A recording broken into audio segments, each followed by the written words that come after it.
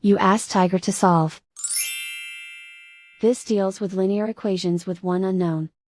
The final result is x equals 10. Let's solve it step by step. Group all constants on the right side of the equation.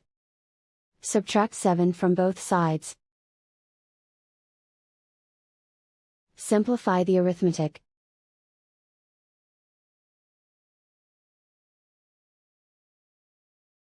Isolate the x. Multiply both sides by 2. Group like terms. Multiply the coefficients. Simplify the fraction. Simplify the arithmetic.